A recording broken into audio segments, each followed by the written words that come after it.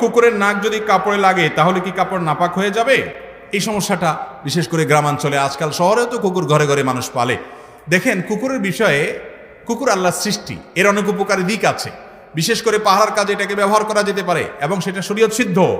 কিন্তু কুকুরের যে লালা, এই লালা এটা নাপাক। যদি কোনো কাপড়ে লাগে কুকুরের লালা, তো যেই জায়গায় লালা লেগেছে ওই জায়গাটা ধুইতে হবে।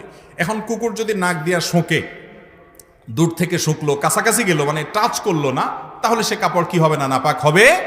ওইটা নিয়ে কোনো টেনশন করার দরকার, নামাজ পড়তে পারেন আপনি। যদি টাচ করছে সে এবং তার মুখ ঠোঁট লাগছে, তো ঠোঁট লাগা মানে লালা লাগতে পারে, কারণ কুকুরের সবসময় কি থাকে? মুখে লালা বাইরে হয়ে থাকে। এই জন্য তার মুখটা যদি লাগে, টাচ হয় আপনার কাপড়ে বা শরীরে, তাহলে যেই জায়গায় টাচ হয়েছে ওই জায়গাটা কি হয়েছে? নাপাক হয়েছে। ওই জায়গাটা কি করতে হবে? ধুয়ে ফেলতে হবে। ধুলে পাক হয়ে যাবে। কাপড়ে লাগছে জন্য পুরো কাপড় খুলে ফেলতে হবে, এটা জরুরি না।